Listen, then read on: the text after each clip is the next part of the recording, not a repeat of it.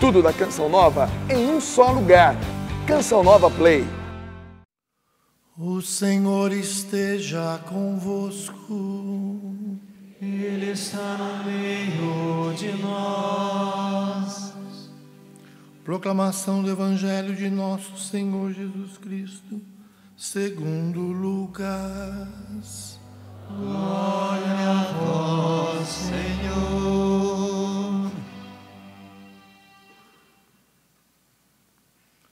Naquele tempo, Jesus entrou no templo e começou a expulsar os vendedores e disse: Está escrito, minha casa será casa de oração. No entanto, vós fizeste dela um antro de ladrões. Jesus ensinava todos os dias no templo. Os sumos sacerdotes, os mestres da lei, os notáveis do povo procuravam um modo de matá-lo, mas não sabia o que fazer, porque o povo todo ficava fascinado quando ouvia Jesus falar. Palavra da salvação.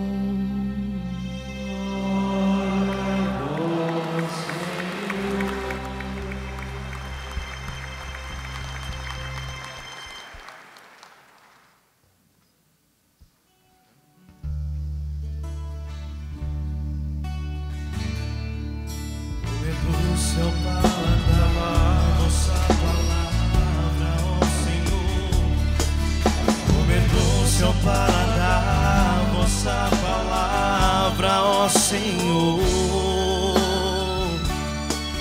Comedou seu paladar, vossa palavra, ó Senhor. Comedou seu paladar, vossa palavra, ó Senhor.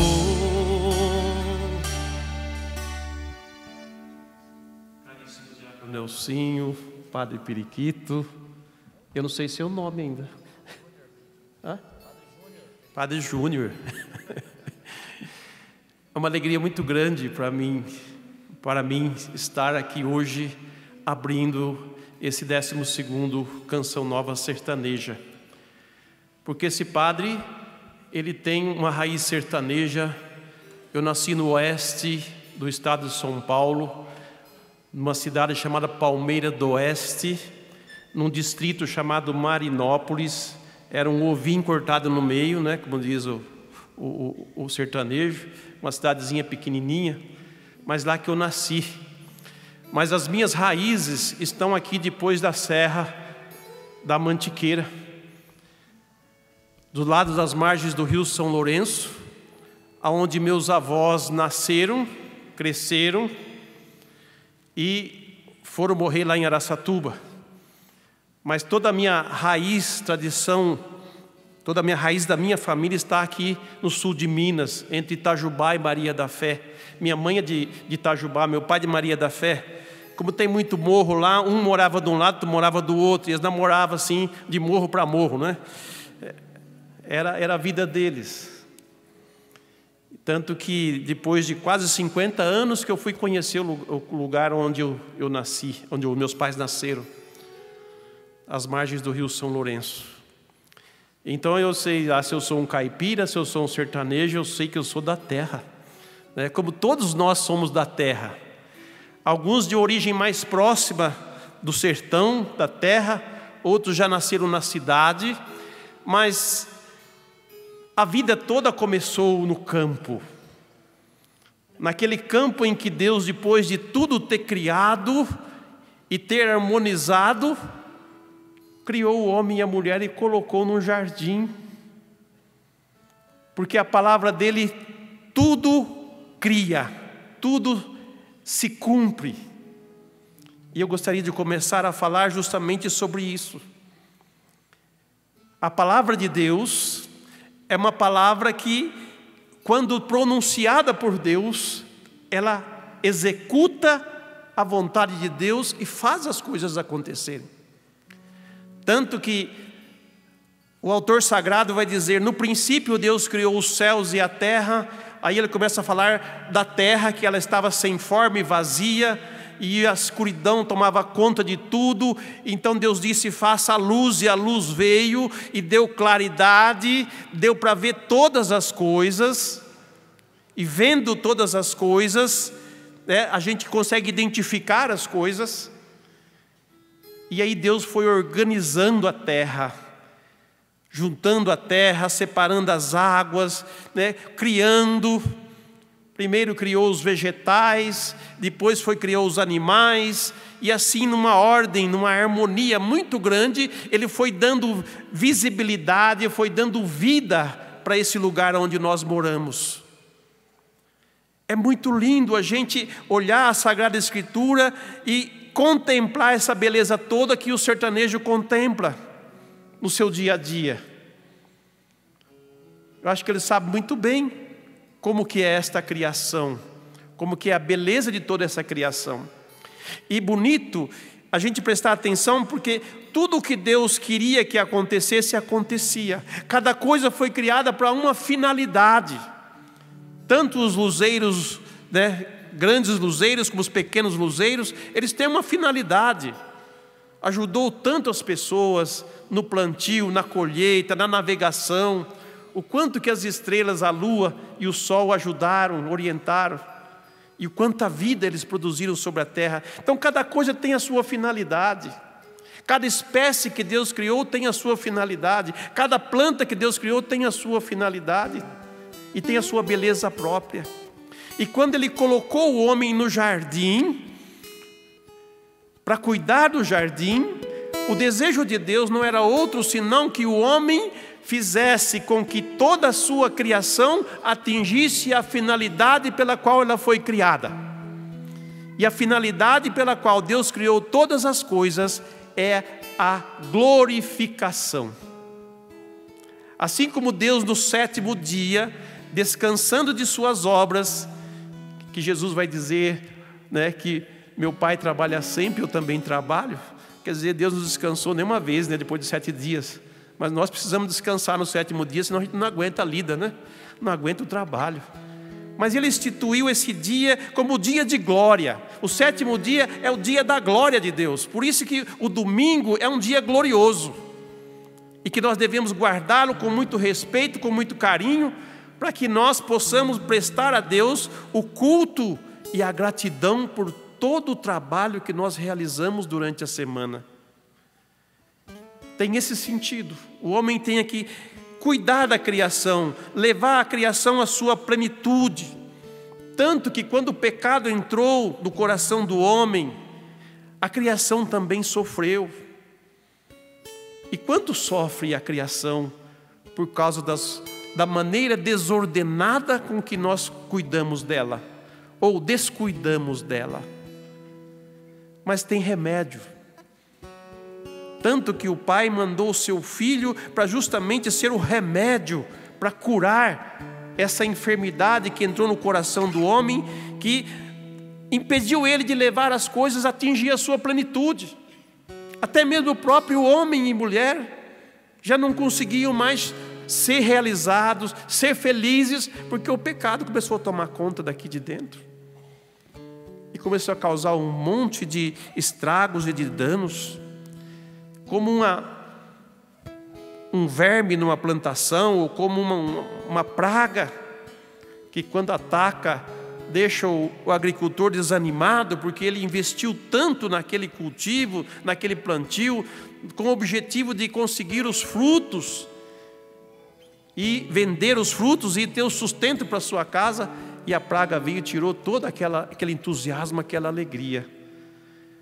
A nossa função, a nossa missão nesse mundo é cuidar do jardim de Deus, é cuidar dessa criação, é fazer as coisas bem feitas. E como a palavra de Deus é uma palavra irrevogável, quer dizer, é uma palavra que tem força de renovação e até mesmo de ressurreição, porque Ele ressuscitou o seu Filho para garantir para nós que o propósito de Deus é irrevogável e Ele vai executar tudo o que Ele disse, e que a palavra dEle é uma palavra irrevogável e que ela cumpre a missão pela qual ela foi pronunciada, ela foi dita.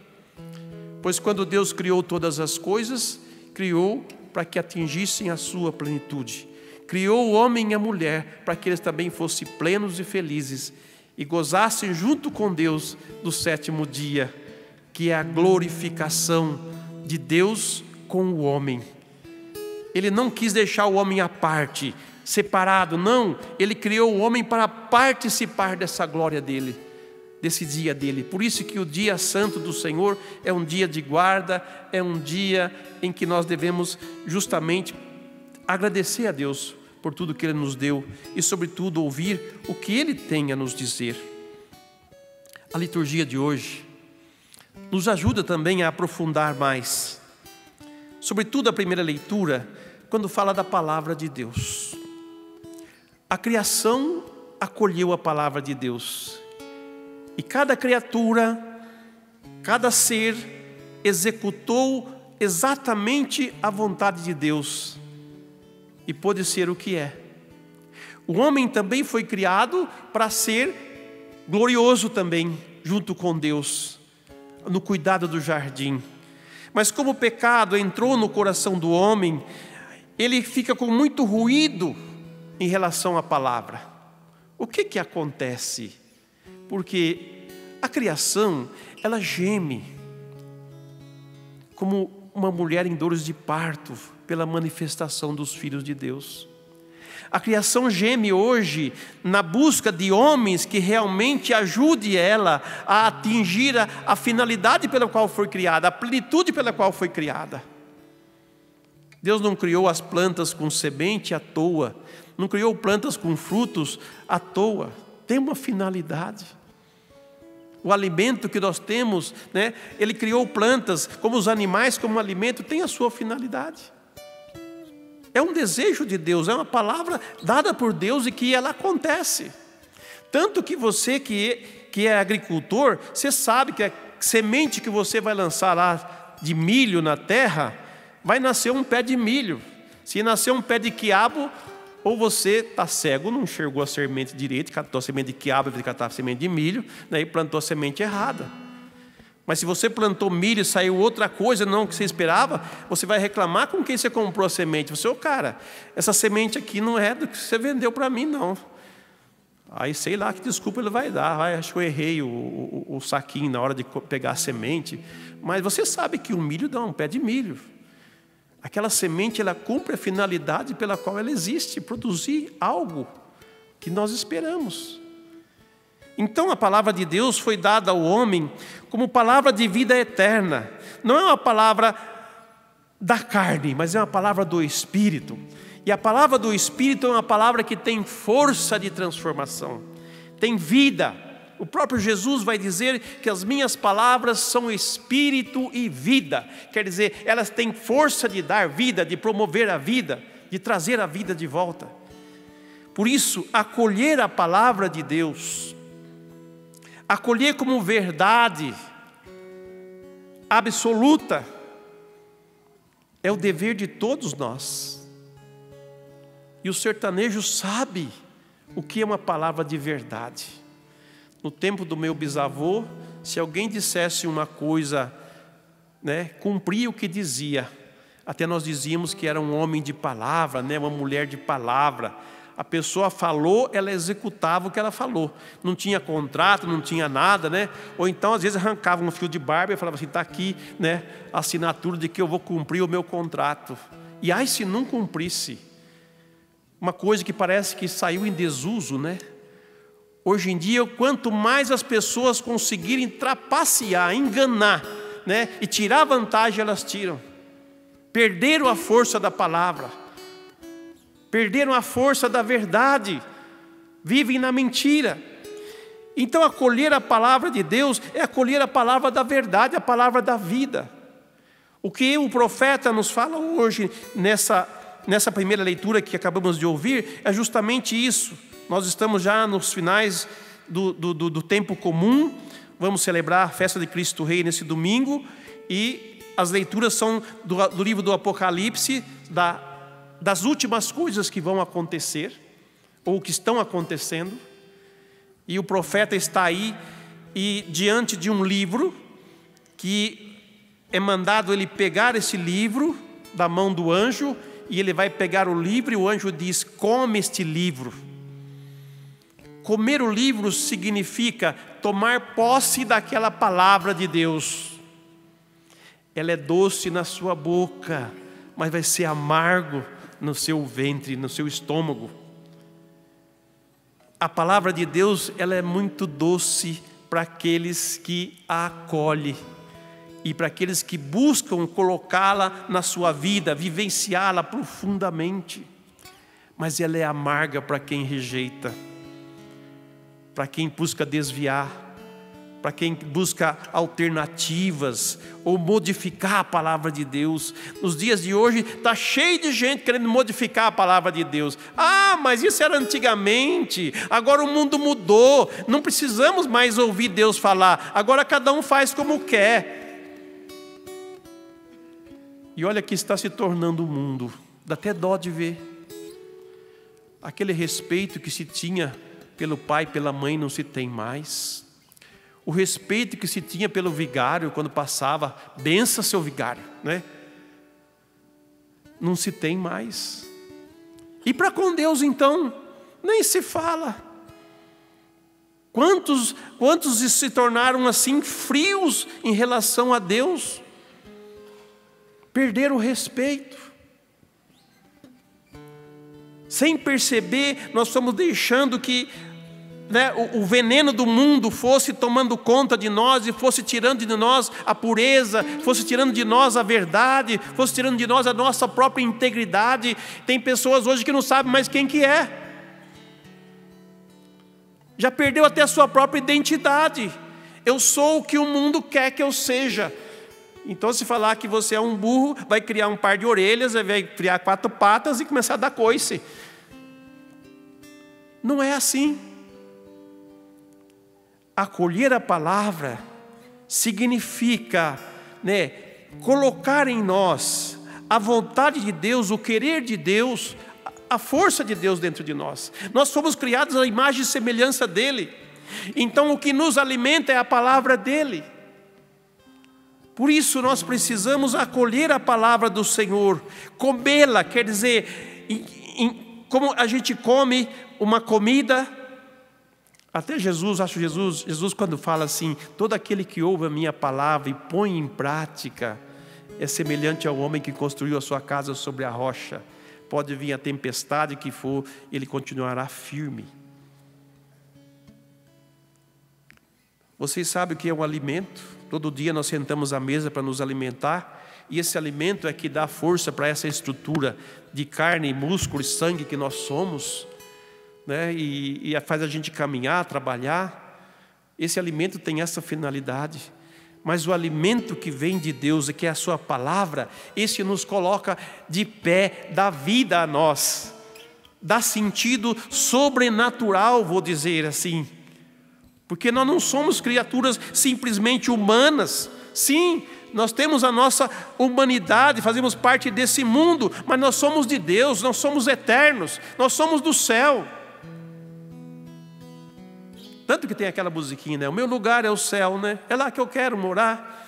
Ainda não cantaram uma sertaneja assim, mas vamos inventar uma aí qualquer dia e vamos cantar também, Mas nós cristãos, nós temos onde chegar, mas estamos no caminho, e esse caminho deve ser feito, deve ser traçado com muita seriedade, com muita verdade e com muita alegria, porque a palavra de Deus, ela alegra o coração daquele que a acolhe, ela adoça a boca daquele que a acolhe e o ajuda a caminhar, o ajuda a superar as dificuldades. Quem não tem dificuldades, meus irmãos? Desde pequenininho, com o pezinho no chão, andando no meio das galinhas no quintal da minha casa, eu sabia que tinha dificuldade, sabia quando não tinha comida, sabia quando a seca acabou com tudo, sabia quando, a gente além de saber, a gente via como que era a mesa, né? Às vezes a mesa era farta, né? Às vezes fartava tudo, né? Às vezes tinha de fartura, né? Tinha demais, mas às vezes até faltava alguma coisa. Mas nós aprendemos mesmo faltando, né? Comendo o que tem. Mas não deixamos de viver. Quem não tem dificuldades? Mas nós temos um Deus que deu a sua palavra para justamente colocar-nos nós sempre de pé. Por isso, acolher a palavra de Deus. Uma coisa que o sertanejo acolhe com muita seriedade e com muito respeito. Eu espero que esse respeito, essa seriedade não tenha se perdido com a contaminação do mundo, do pensamento do mundo, do modo do mundo ver as coisas, do modo do mundo pensar as coisas. Mas ali naquela realidade rural, onde nós temos um contato contínuo com a natureza, nós podemos contemplar Deus, onde muitos vão achar que só tem verde e passarinho cantando. Mas nós conseguimos identificar Deus ali no meio. Deus falando conosco. Quantas histórias nós poderíamos ouvir de experiências que nós tivemos com Deus, plantando, colhendo, caminhando no meio do mato, pescando na beira do rio, sei lá, amarrando um boi, laçando um boi, treinando um cavalo. Quanta experiência lá em casa, do lado do fogão, como dizia o Padre Léo, na taipa do fogão. Quantas conversas gostosas a gente teve naquela taipa do fogão. Quanta coisa bonita, são lembranças minhas, viu?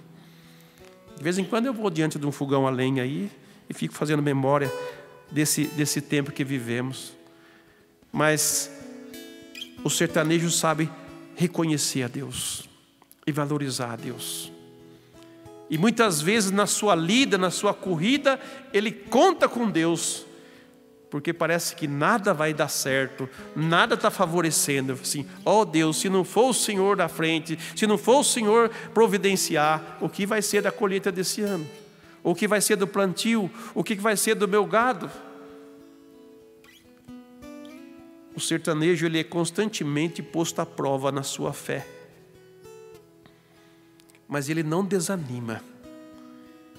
Ele sabe esperar as demoras de Deus e confia, porque ele sabe que é certeza que Deus vai agir. E quando Deus age, a alegria é muito grande. A colheita é abundante, o gado cresce. Aí o padre vai fazer a quermesse e pede doação. Lá vai um bezerro e lá vai 10 sacos de feijão, né? E assim vai. Tudo de gratidão. Gratidão a Deus, porque Ele tem esse senso da presença de Deus, da força de Deus na sua vida. Ele não desanima, ao contrário, se lança, vai em frente. Acolher a palavra de Deus. Cada vez que a gente vai à Santa Missa, às vezes o padre enrola um pouco nas palavras, mas o que Jesus diz a gente guarda com muito carinho, porque a palavra de Deus é de Deus, mas quando ela é acolhida e vivida, ela se torna parte da gente. E aí, como é parte da gente, sabe, é como ter um amigo. O amigo é aquela pessoa que eu posso chegar para ele e dizer: hoje eu estou com raiva, hoje eu tô zangado, hoje se passar alguém na minha frente olhar feio, vai apanhar de mim hoje, sabe? Mas o amigo, ele escuta tudo da gente, compreende a gente e sabe nos ajudar nos momentos difíceis. Quantos de nós já procuramos o amigo num dia em que você estava para chutar tudo para o alto, e lá o amigo só escutou você desabafar tudo, aí ele fala assim: puxa, foi bom você me ouvir, você não disse nada para ele, você só escutou ele, e você entendeu ele, você acolheu ele naquele momento de dificuldade, e ele se torna o seu grande amigo. Às vezes ele diz uma palavra só, né? Às vezes ele chega, bate no seu ombro e fala assim: coragem, coragem, não desanime, vamos em frente, né? Porque o grande Deus, nosso Deus, deve ser o grande amigo nosso. E feliz daquele que tem Deus como seu amigo. E o sertanejo é o que mais conversa com Deus, na solidão do campo, né, do seu trabalho. ele está lá com o pensamento em Deus, né? Pensando, né? Ó Deus, cuida dos meus filhos, cuida da minha criação, cuida disso, cuida daquilo. Como a vida no sertão favorece a oração, favorece a meditação.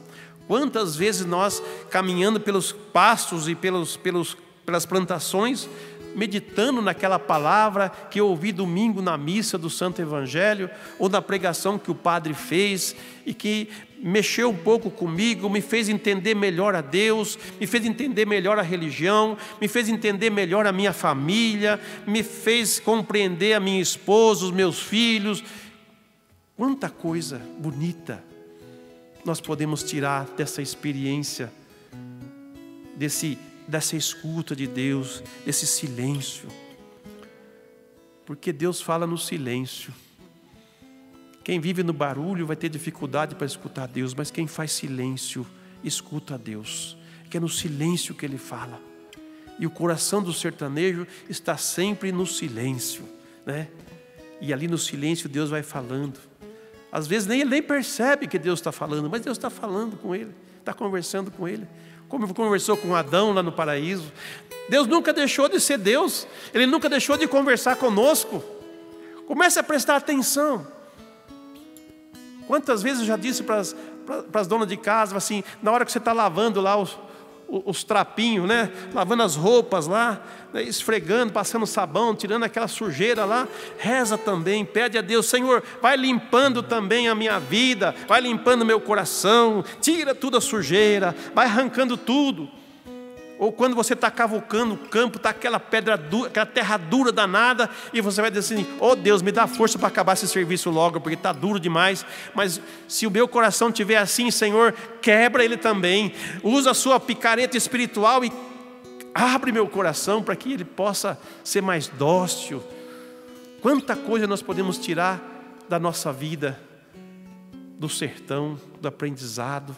Mesmo os que vivem na cidade também podem tirar tantas coisas, tanta sabedoria, tanto conhecimento. Por isso acolha a palavra de Deus e deixe ela ser trabalhada dentro de você. Deixe ela encontrar espaço dentro de você, vida dentro de você.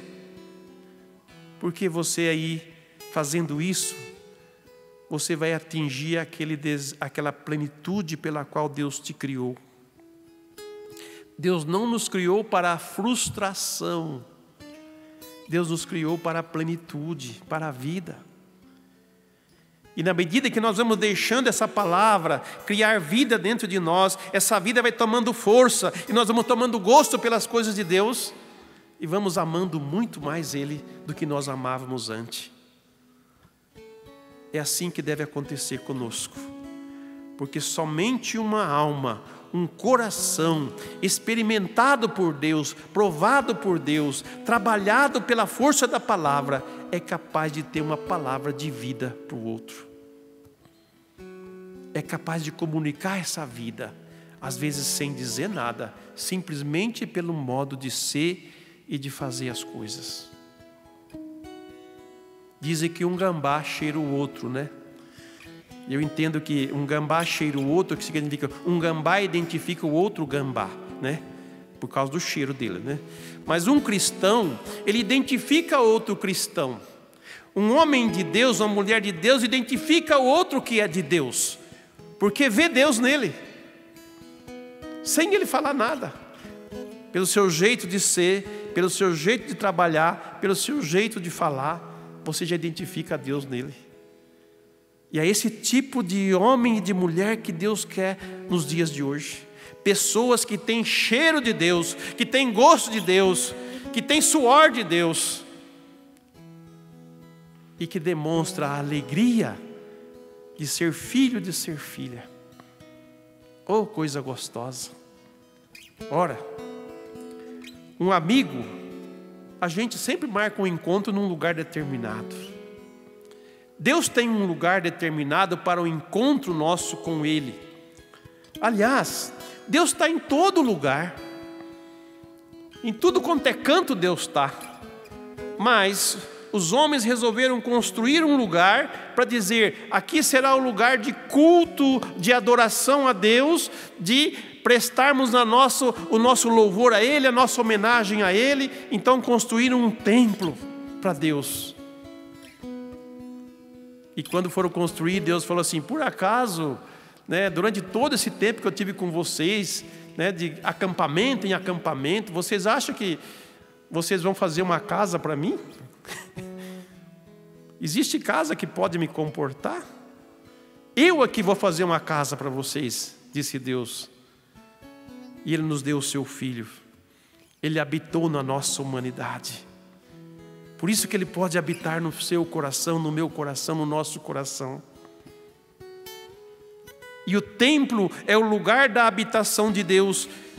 Tanto esse lugar construído para o culto e para a adoração a Deus é o lugar de Deus, como esse coraçãozinho seu que está batendo agora é morada de Deus. Mas aqui é o lugar do encontro dos filhos e das filhas que vêm juntos prestar a sua adoração, o seu louvor a Deus. Assim Jesus estava no templo de Jerusalém. Já fazia vários dias que Ele estava ali rodeando, como diz o caipira, rodeando ali, né? Olhando o que estava acontecendo, até que Ele pegou um chicote de corda, entrou lá e começou a expulsar todos os vendilhões e gritou bem alto: a casa do meu Pai é casa de oração, e não de comércio, e não de negócio. Por isso, com Deus não faz negócio, com Deus não tem comércio, com Deus tem amizade, tem comunhão. Nada dessas coisas deve impedir o nosso encontro com Deus. Nós não devemos criar nada que impeça o nosso encontro, o nosso diálogo com Deus. Por isso esta casa é uma casa de oração, é uma casa do encontro com Deus. Então se tenha o devido respeito para com esta casa, com este lugar. Por isso que quem usa chapéu, quando chega na igreja, a primeira coisa que faz? Tira o chapéu ou tira o boné. Esse é um lugar de respeito, é a casa de Deus.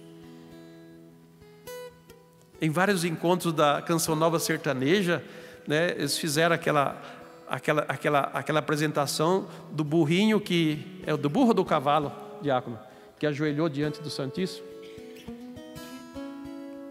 Os animais sabem o respeito que Deus merece, mas eles não têm consciência como nós temos da presença de Deus e como devemos respeitar a sua casa. Não a casa em si de pedra, mas aquele que habita, que não é de pedra, mas é espírito, é vida.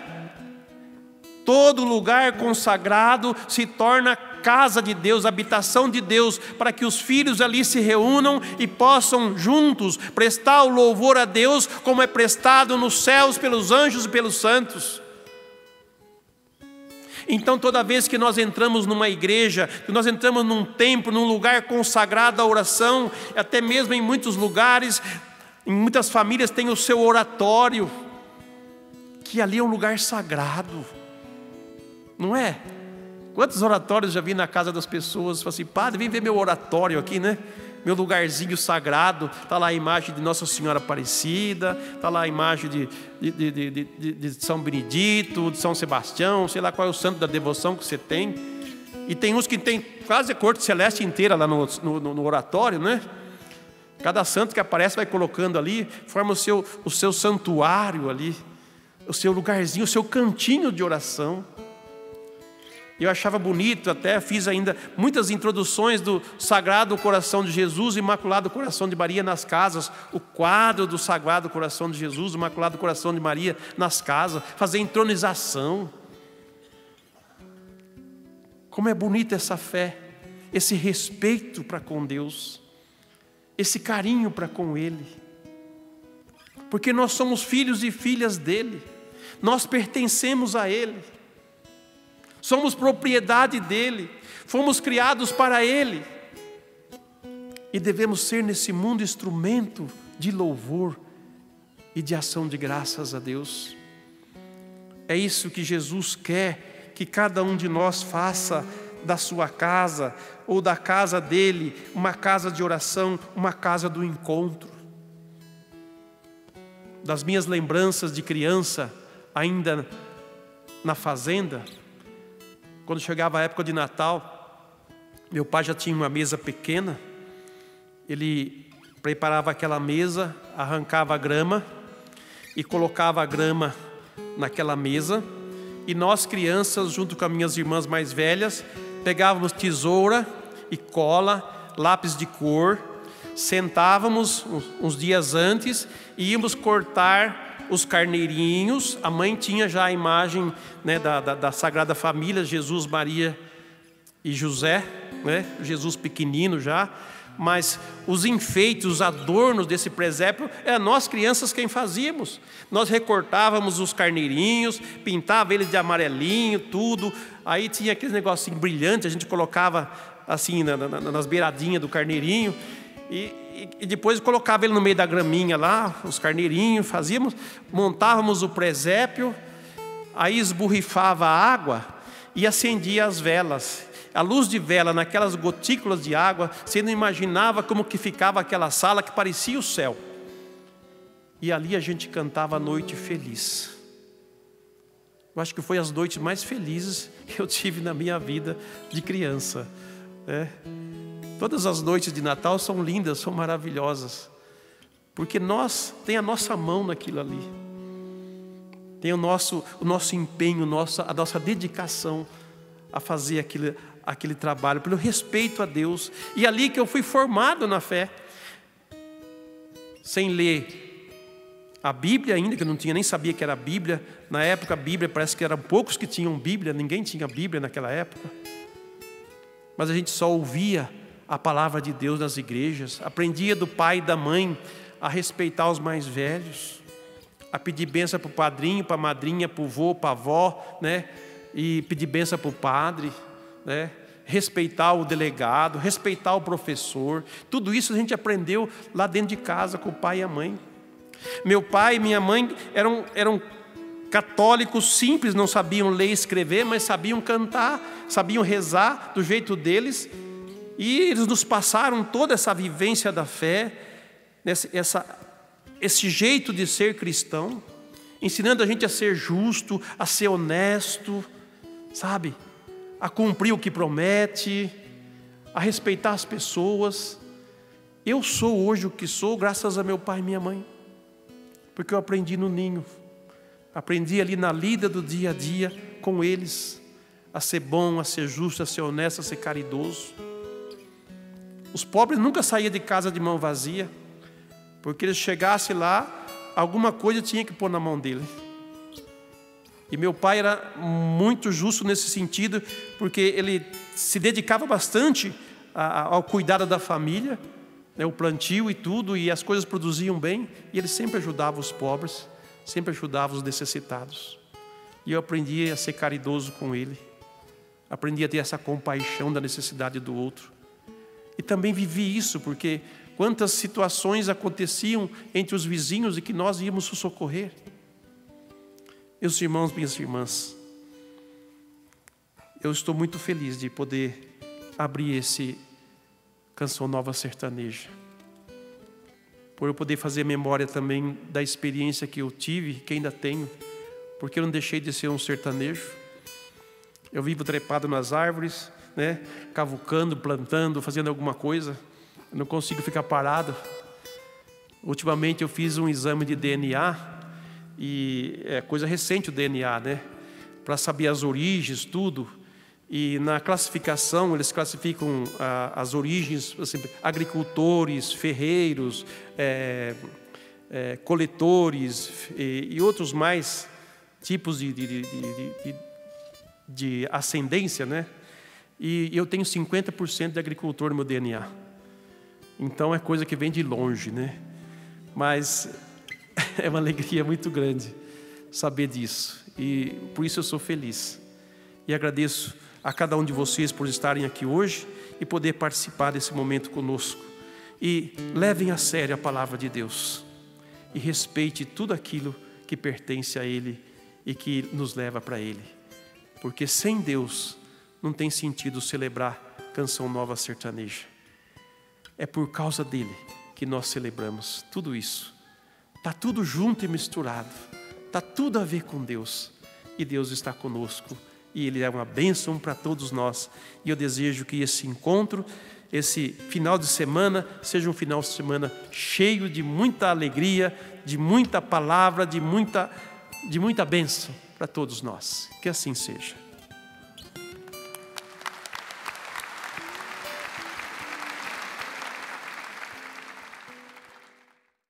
Tudo da Canção Nova em um só lugar. Canção Nova Play.